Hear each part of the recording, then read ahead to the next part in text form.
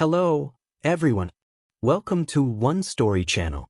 In Neale Donald Walsch's book Conversations with God, Neale engages in a profound dialogue with God, exploring the nature of life, the meaning of suffering, and the relativity of right and wrong.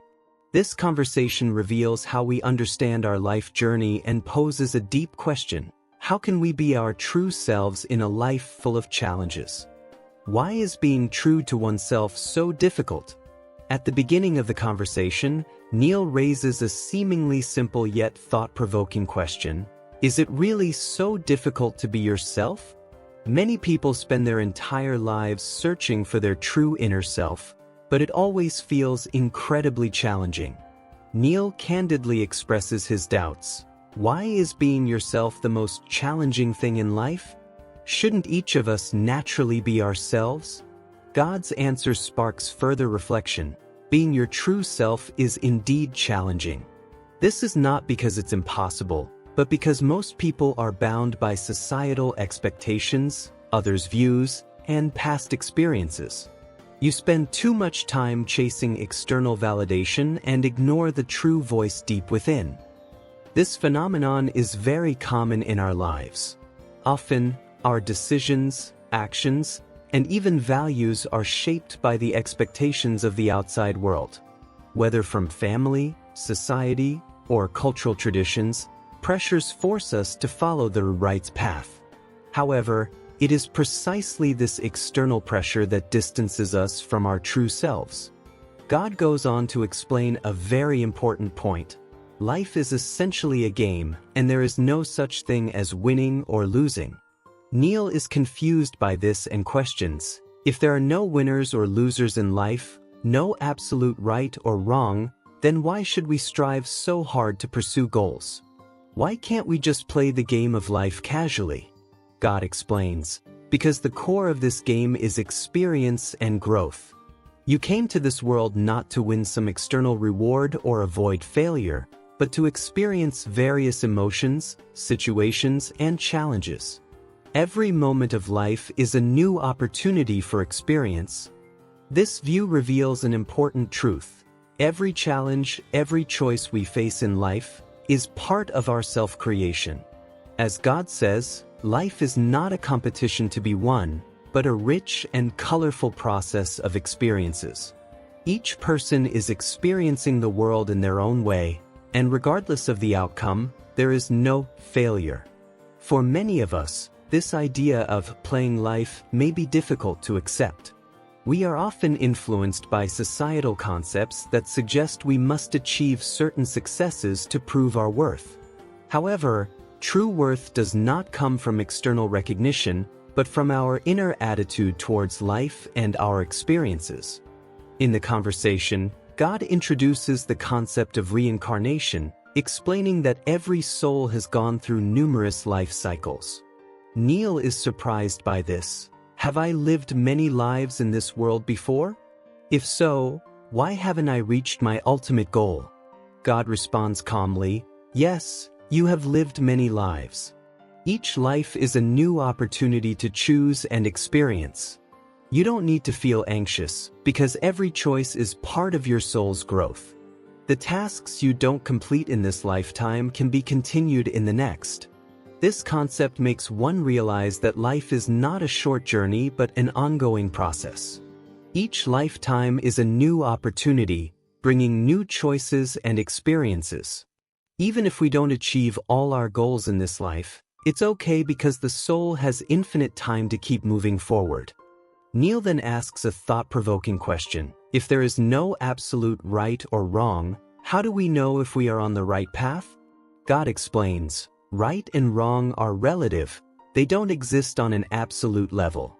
Everyone defines right and wrong based on their own experiences, beliefs, and environment.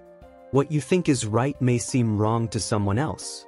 There is no universally applicable standard of right and wrong. All judgments are subjective. This perspective overturns traditional moral views.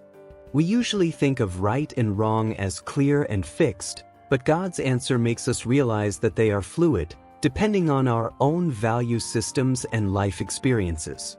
This means that each of us has the right to define right and wrong in our lives according to our own understanding, without blindly following external standards.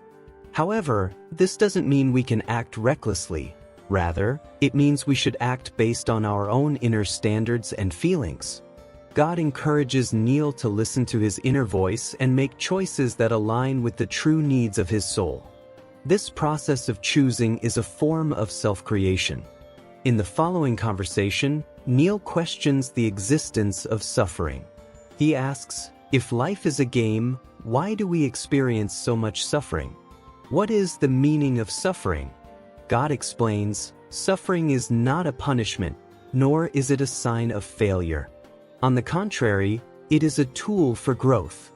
Every time you feel pain, it's a reminder that something needs to change or be released. Suffering is a signal that lets you know you are straying from your true inner needs. This viewpoint leads Neale to rethink his understanding of suffering. We often resist suffering, thinking it is a negative experience to be avoided as much as possible. But God reminds us that suffering is a natural phenomenon, offering us opportunities for reflection and growth. When we learn to accept suffering and learn from it, we can truly transcend it. God continues, the true meaning of suffering is that it helps you recognize more clearly who you are. When you experience suffering, you become more resilient and wise. This doesn't mean you should seek out suffering, but rather, when it comes, you can choose to face it with a calm heart. Finally, Neale asks a question about the power of love. He asks, in all these experiences and choices, what role does love play? Why is love so important? God responds, love is your true essence. When you choose love, you are choosing to be your true self. Love is not just an emotion, it is a state of being. When you are in love, all your choices and actions will naturally align with the highest intentions of the universe. This statement reveals the true power of love. We often think of love as giving to others or as an emotion, but in fact, love is a part of our inner essence. When we learn to love ourselves and others unconditionally, we can better understand ourselves and make choices that align with our true nature. Love is the core of your self-creation. When you live from love, you will find yourself gradually letting go of pain, anxiety, and fear. Every decision you make will bring you closer to your true self. At the end of the conversation, Neale deeply feels the wisdom that God has imparted. Life is not just a journey of chasing success or avoiding failure. It is a process full of infinite possibilities. Pain and joy, right and wrong, are all part of the growth of our soul. Through this conversation, Neale realizes that true freedom comes from inner awakening, and the key to this awakening is learning to love oneself and continually creating one's true self through every choice. Through Neale's dialogue with God, we are also inspired. Life has no fixed rules or standards.